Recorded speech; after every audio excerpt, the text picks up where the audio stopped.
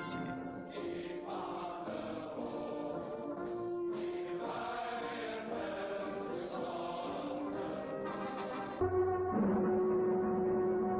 Fascist.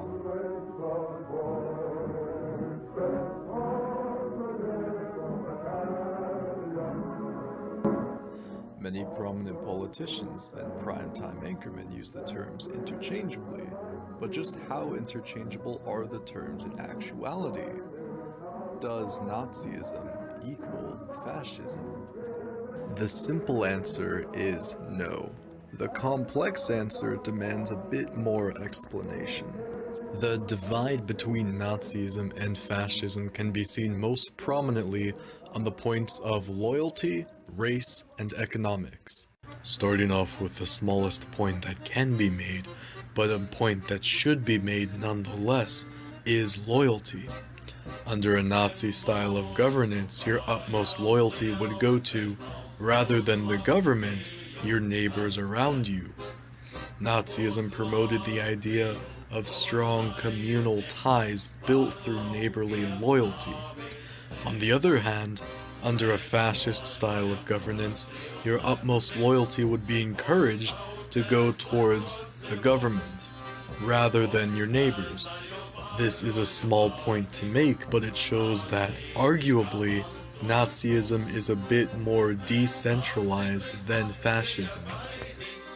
Now that we're on the topic of government, an equally as important point to make is governance. Nazism, as is seen in Hitler's Germany, advocates for dictatorial rule.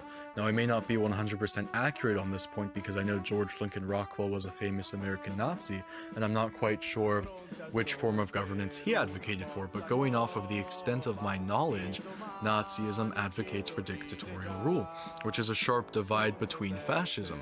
Now, when most people think about fascism, they think about Mussolini's Italy, and given he was a fascist, but not all fascist leaders support dictatorship, as can be seen in Oswald Mosley's vision of Britain. Rather than advocating for dictatorship, Oswald Mosley wanted a revision of Parliament in order that the will of the people may be actually carried out. Another fairly important point to make is on race. Under a Nazi style of governance, there exists a chosen people. In Nazi Germany, this was white ethnic Germans. The idea is that the government's sole task is to tend to the advancement of the chosen people, and no one else. That's why there are so many stories about mistreatment of ethnic minorities within Nazi Germany, including Poles and Czechs. There too exists a chosen people under a fascist style of governance, but rather than being dependent upon your race, it is dependent upon your ethnicity alone. An example of this can be seen in fascist Italy. Whether you were a white northern Italian or a half Berber Sicilian, you were ethnically Italian, thus you were a member of the chosen people of Italy. The final point I'd like to make is on the economic differences between the two. Nazi is an abbreviated form of National Socialist, and as you can probably infer, socialism is the set economic policy of Nazism. Fascism, on the other hand, just like their means of governance, has no set economic policy. There have been certain fascist leaders like Oswald Mosley and de Rivera who were left-leaning in their economic ideas.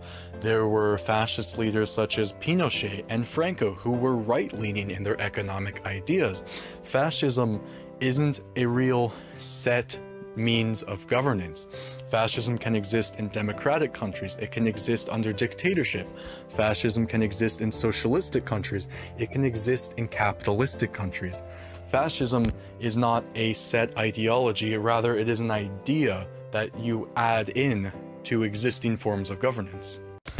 Now, the question you're asking yourself is, if fascism has no set means of governance, if fascism can exist both in democracy as well as dictatorship, what exactly is fascism? Well, fascism can be synonymous with militaristic nationalism. Fascism, at its very core, is a reactionary ideology, and what a reactionary ideology is something that rises to counter the rise of another ideology. The reason fascism gained so much traction in Great Britain is because communism was gaining so much traction in Great Britain. The reason fascism gained so much traction in Spain is because communism was gaining so much traction in Spain. The cousin of fascism, Nazism, the reason Nazism gained so much traction in Germany was because communist revolutionaries were gaining a lot of traction in Germany. Fascism rises to counter another ideology, and in 9 out of 10 cases, it rises to counter the rise of communism. The reason fascism rises 9 times out of 10 to combat communism is because fascism and communism are polar opposites. Fascism preaches the preservation of a nation's identity, of its culture, of its traditions. Fascism is a nationalistic ideology, while on the other hand, communism is a globalistic ideology. It preaches throwing away all the things that make a nation unique, because as the founders of communism themselves have said, the only way communism will ever work is if the world revolts and forms a one-state global communist regime. A new world order, if you like. And the reason they throw away tradition, the reason they throw away identity, is because the only way to make a one-world communist regime work is if they form a new universal identity, if they form a new universal culture, if they form new universal traditions. The final point I'd like to make is on the back and forth between liberals and conservatives calling each other's Nazis and fascists.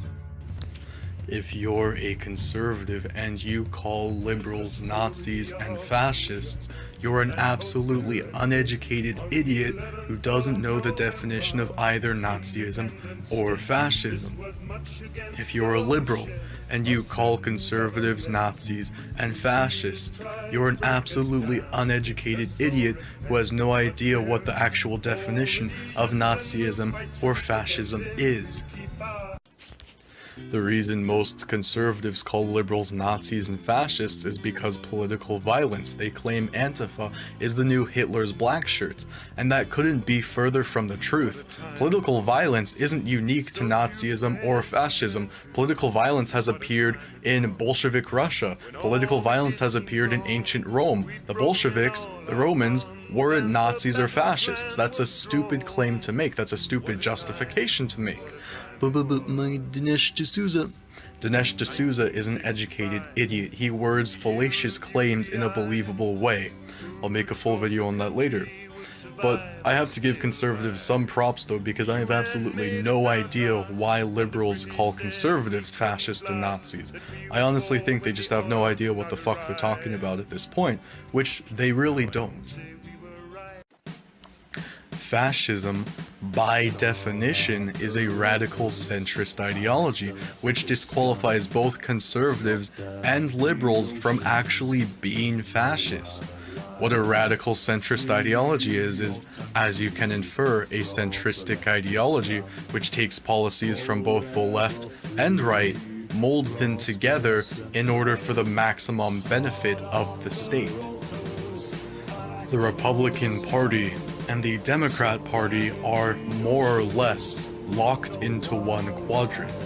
This disqualifies both parties from being classified as fascist, as fascism in its original state doesn't rest in either one quadrant.